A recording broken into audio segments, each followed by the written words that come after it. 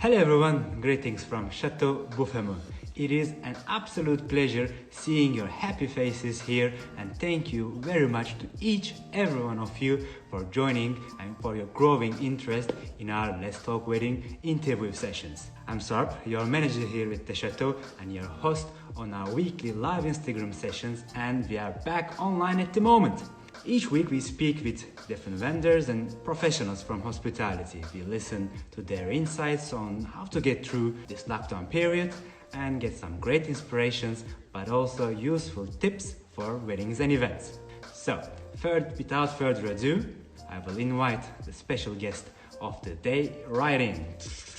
Today we have a super talented filmmaker, internationally well-known and super respected cinematographer, a unique eye for storytelling through videos. We have Chris from Zen Filmworks. Hello. Hello, Chris, my friend. How are you? How are you? Very well. Yes, great to have your smiling face here with us. Thank you. How are you? Yeah, very well. It's good to see your face, my friend. Yes, it's good to see you too. Where are you now at the moment? Right now we're at our place in the UK. We're in the Cotswolds in the UK, Okay. waiting this quarantine out with a garden and lots of countryside. So yeah, we're lucky. Yeah, that's good. That's good for you. That's Yeah. You're lucky, of course.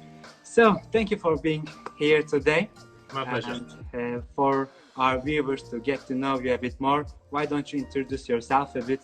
Tell us who you are, where you're from, and what's your story? Okay, my name's Chris. I run a company called Zen Filmworks. I've been a filmmaker since 2012. Before then, I was a industrial designer in Australia. And yeah, I decided to move over to France because I wasn't overly happy with doing design work, working in an office all the time and just, sitting on computers. So yeah, moved over to France and picked up a camera and taught myself filmmaking as much as I could, and absolutely fell in love with the craft, and ended up shooting my first wedding in late 2012, and and since then it's just been a roller coaster. It really has. I'm glad you chose this craft because you bring so much value into it. I'd like to hear more about your style and more about Zen Filmworks as well. So how long have you been shooting weddings? You said 2012. Is this professionally as well? Yes, it's professionally. Yeah, I think I started shooting, my first paid job was, within a few months of me starting, even though it was incredibly low paid. It was my first paid job. So I'd been a professional sort of since 2012. And, everything. Yeah, so that's about 8 years now that I've been shooting. Oh, that's great time. Yeah. That actually corresponds to the opening dates of the Chateau Buffemont as today. Oh, really? So it's true. So we may be sharing the same anniversary. Oh, fantastic. So what is your style, your cinematographic approach, and what type of an artistic message you share in your films? Okay, I would say that my style is would be sort of high quality sort of cinematic documentary style. I like to really push the emotional quotient of the wedding films that I do, like really high and really hard. So that's what I'd say would kind of be my niche. I like to keep my films as timeless as possible. So if you look at this film that we're looking at now in the background, I shot that 3 years ago or 4 years ago. I think 4 years now. Yes. 4 years ago, and it still looks relevant now. I haven't used certain techniques or color grades or things like that. I don't like to follow trends. I like to keep my films nice and clean and crisp and emotional and timeless. So you can watch these films 20 years down the line and you're going to say it's still a lovely film. It's not going to look dated. So that's what I think. That's what my clients really like, is the fact that it's a beautiful classic film, and it's not something that's that's following trends or going to look dated in 20 years. Awesome. I guess timeless is a good word because the total objective of having a wedding video is to be able to watch it in a few years time later with your kids, with your grandkids. So of course that's great. And what about your process of creating the story behind videos on the wedding day? How do you put these pieces together? Okay, well, I think like the rule with a lot of filmmaking, whether it's weddings or commercial work, or cinema, is that a lot of the films that create 80 to 90% of it is in your pre-production. So I get to know my couples as intimately as I possibly can, and get to know their stories, get to know their personalities, get to know what makes them tick, what they enjoy doing on the weekends, what their hobbies are, how they fell in love, so I can get to really intimately know where those really sort of like high energy points are going to be throughout the day, how I think that they're going to sort of interact together. Are they going to be a really sort of bubbly, loving, dancing, singing, laughing couple, or are they going to be more sort of quiet and intimate together? So that way I can really sort of prepare on the day for how I'll be able to capture their day. And I could have already sort of had sort of particular kinds of music or a style of sort of shooting in mind, completely tailored to that particular couple. None of my films, I believe, are the same. They're all like uniquely suited to these, like the couples that I shoot. I have some, couples, when they make their inquiry, they say that they've fallen in love with these couples of these wedding films that they've seen, and they don't even know who they are. They can just say, it's just like they've opened the window and just looked into their hearts and their story and personality. And that's what I sort of aim for. Awesome. Yeah. I'm a geek and an amateur wannabe videographer. With our old vlogs and small videos we try to do. So I'm curious as well to learn what type of materials and equipment they use. So what equipment do I use? At the moment, I'm shooting on Sony. I'm shooting on the Sony system. So I've got Sony A7S IIs. They're still a 4-year-old camera now, I think. But they're still an absolute beast, and they're fantastic cameras to use. I have a Sony A7S IIs and an A7S III. I use that when shooting on gimbals because they have fantastic autofocus. So I use a single handheld gimbal, monopods, tripods. I used to use sliders. I don't really use them anymore. I use them for more my commercial work. I like to be able to run free. So I will spend most of the time in between the gimbal and the monopod. So that way I'm able to, capture those moments and be ready for it, as opposed to being distracted trying to set up gear. And I think being able to create those really nice stabilized shots with that gear, that just comes with practice. So I try and travel and shoot as light as possible. So that way, even though I'm trying to shoot like a beautiful piece of cinema, I'm still shooting a live event. So you need to be able to react super quickly. So light gear. Do you also have some bulky equipment like lights and similar? Yeah, stuff? I do have lights, but I really have learned to shoot with natural light as much as possible. If I can, especially during the portrait times, which you can see right here, I've used the natural light as much as possible, and you can see where I've used the sparklers to light up faces and things like that. So I very rarely use lights when I'm shooting, just because it can really sort of pull the audience a bit away from the film, because it can look manufactured when it's a live event. I do have a lot of lights. Like just behind me, I have thousands of pounds worth or thousands of euros worth of lighting equipment, but that's mainly for commercial and cinema work that I'm doing as well. I do have I have some lights that I can put around if I need to work during the dancing. That sort of time, then we can really sort of do some creative stuff, or I work with the lighting technicians for the weddings. And I'm just sort of reading some of these messages that my friend Billy's just I love that. You guy. have great comments for you. Oh, he's a babe. So we can say that your equipment is definitely not intrusive or not taking so much space during the event, so you remain quite discreet. Yes, exactly. Yes, so I've had comments from some of my couples after the wedding that their guests didn't even know that a film was being made until they saw it after the wedding day. Of course. Yeah. So now I would like to move over to the wedding planning in quarantine or in lockdown, I guess. You yourself actually feature groom. Yes, if I'm wrong. yes, that's correct. Yeah. Congratulations once again. Thank you very much. Yeah, I'm engaged to Claire Morris, but yeah, our wedding date has already passed. So we had to postpone that. So now so the process of that was quite interesting. Claire's actually writing a really interesting blog post about that and how to deal with postponing your own wedding day. Yeah, it was an interesting time to do that, and it was, it can be quite an emotional time, sitting here going, oh well, we'd be getting married today and things like that. But it's an interesting time to deal with, and you have to deal with it somehow. We ended up having a lovely barbecue and sort of celebrated the day. Even though we didn't get married, and it just means that we still have something to look forward to. You sort of have that sort of grieving process, but then once that day has passed and you go, hang on a second, we still have all this to look forward to now, and then you sort of really perk up and go, cool, we have all these amazing days and family coming from all around the world and things, so it's cool. Awesome. So for such other future brides and grooms who have to reschedule their wedding, what would you suggest for them to keep it positive, and what is the best attitude moving forward? I think right now, when everything is so up in the air, I think the best advice that I can give is just to be fluid.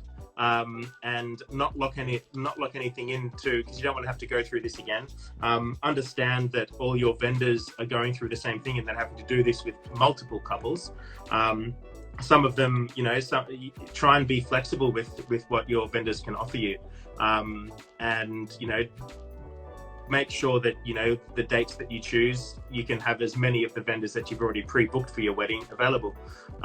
So that's kind of the best, and plan for next year. I think if you try and plan anything for this year, or at least up until sort of September, October, then you might have to go through this whole process all over again. I think just be flexible and just talk to your vendors, and I'm sure most of them are all, as myself as the example, I'm just like, it's no problem. Like for all my clients, I said it's no problem to postpone, of course, and just and you don't lose any money or anything like that, and you just let's just wait and see, and then I'm more than happy to work with you and work on whatever we can to get everything going for next year, and just stay positive and give them advice. And of course, I guess you made a lot of rescheduling for 2021. Yes, a lot. It seems like next year is going to be a busy year. Yes, it is definitely. Yes, the dates as well. Yes, for sure. Okay, that's great.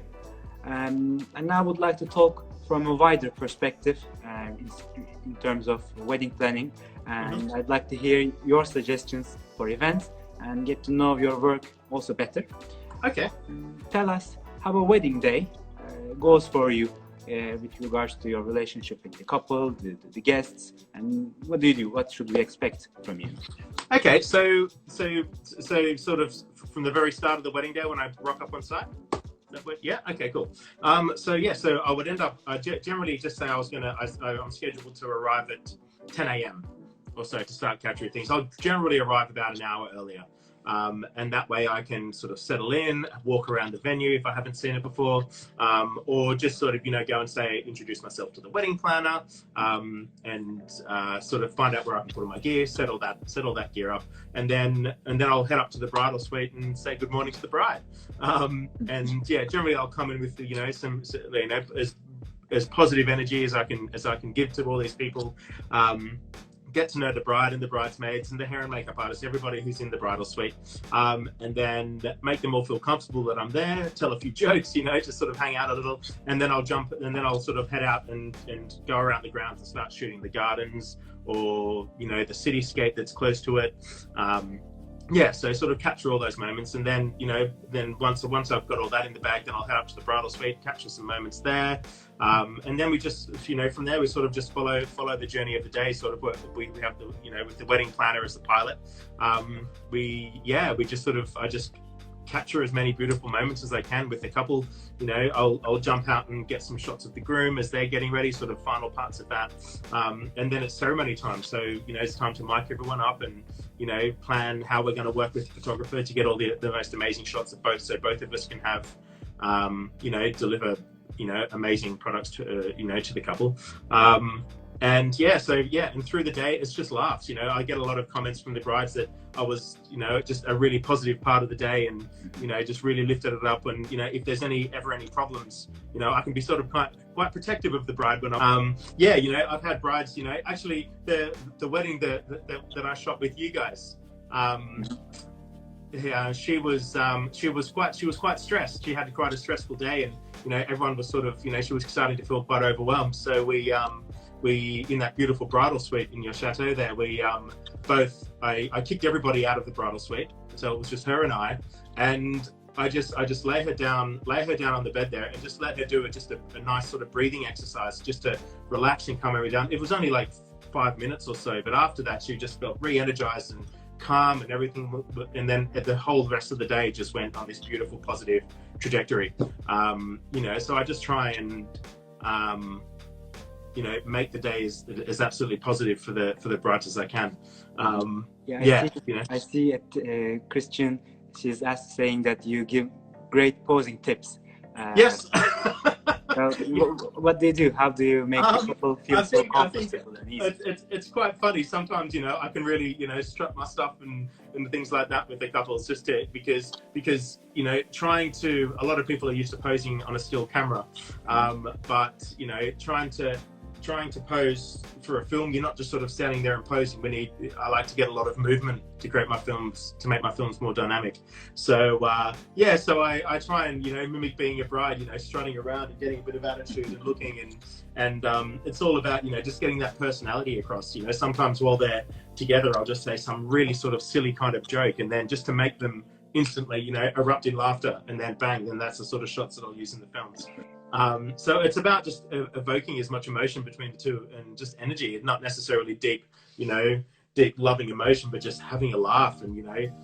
So the whole point at the end. Exactly, yeah. It's a really positive day. So you know, that's what I'm trying to get out of my couple. So yeah, so, you know, yeah, and that kind of posing thing is just, I will always make the couples laugh when I strut my stuff to try and you know, pretend like I'm a bride walking around in this beautiful dress and stuff. It's quite funny. That's to hear that. And let's say once the video is over, as the clients, what should we expect as a final product? Do you include a lot of dialogues, or is it more like a music video at the end? And what should we expect? Well, generally, like as I said, like all my films are custom to the couple. So you know, sometimes they will request no dialogue. They you know, some people just hate the sound of their own voice. Or they're quite shy and or they're just, you know, they just might not be good with words. So those sorts of films will be more, I'll use like as much punchy, like emotive music as I can to bring that energy through. But if there's great dialogue, and these guys, you know, either the vows are amazing, or letters they wrote to each other are beautiful, or anything like that, then it'll definitely be dialogue heavy, and it'll be the dialogue that sort of drives the story of the film. Yeah. Which moment of the wedding day do you think makes the video as great as you can? I mean, what's the best moment, and generally, what do you capture the most? Again, it sort of depends on the day. Some weddings we do, the ceremony was the most just heart-melting, incredible ceremony. The groom started crying. You know, he fell to his knees as she was walking down the aisle or something like that. And I'm like, well, that's going to be a very, you know, climactic part of the day. So I'm going to definitely want to be, you know, that's going to be, you know, a really poignant piece of the film. Sometimes it's like the best man speech can be, you know, it could be just this hilarious speech that, you know, the best man's just, you know, he could be you know, an amazing lawyer or whatever like that, and he's really good at getting up and speaking, so the dialogue's just incredible. So that would be, sometimes it's just the portraits. We could be somewhere incredible, so, you know, we've spent 2 hours traveling through Paris or around a beautiful chateau like yours, and just the light was just incredible. So, you know, so that's going to be the most important. So it all varies. It all depends on the day and what's the most beautiful, you know. Like that film that you played earlier, there were some amazing moments, you know, just with the children playing. The light was coming through and it was really gorgeous. And this girl playing with a balloon, little kids playing with sparklers, and that really just added some beautiful, you know, cinematic quality to the film. So yeah, I don't think there's in a wedding, in every wedding, there is one point that's the best, but that can vary depending on the day. I guess your feeling and your vision on these moments is actually what makes your films so great, I guess. So you have to be there and capture that right moment from the right angle. Okay, awesome. And would you be able to give us 2 tips that can help in the organization process or on the day of the event? I would say, first of all, I would say believe and trust in your wedding planner. That will take a lot of stress out of you. If you leave things over to the wedding planner, you know, obviously, you know, hope that you've chosen the right wedding planner and someone who's fantastic. And believe and trust in them, and that way you can spend the day just enjoying the day and being worshipped by all your bridesmaids and family, and not trying to control everything. And also on that one point there, don't try and control everything, and don't put so much importance, you know, if something is slightly the wrong color or something is a little bit off, if you know, you don't let those small things ruin your day. Just focus on your husband and your family and just having, you know, a super amazing day.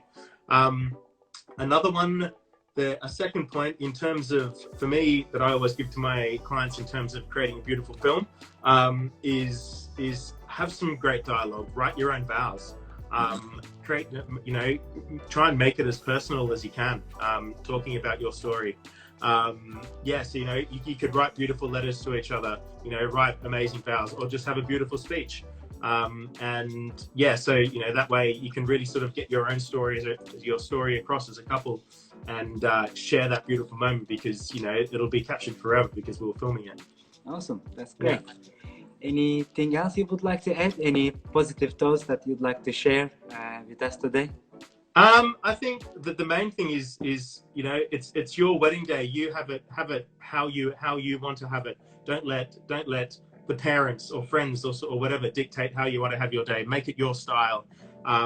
Trust that your wedding planner is going to have everything sorted on the day, and, you know, just focus on having an amazing time. You know, you've hired great vendors, and we've got you back. You know, we've got you back through the day, and just, you know, we'll just walk you through it. You don't have to know what goes on a wedding day, because that's what we do for a living. So, you know, we'll be able to, you know, hold your hand through the day, and so you can enjoy it and not think about everything. Awesome. Yeah. Chris, thank you so much for these positive thoughts, great suggestions, all these tips, and of course joining us for today's Let's Talk Weddings session. My absolute pleasure, sir. It was great to have you with us. I hope you the best, and also please send my best to Claire. I will. I hope to see you soon. Thank you so much, my friend. Thank you. Ciao. You too. Thank you. Ciao. Merci. Ciao. Well, that's a wrap up. It was a great episode, so much valuable information. I hope you enjoyed our talk and get some useful tips for your next event. We will be back once again next Thursday at 6 p.m. like we always do. Until then, stay entertained, stay informed, and stay at home with Chateau Buffemont. We will see you soon.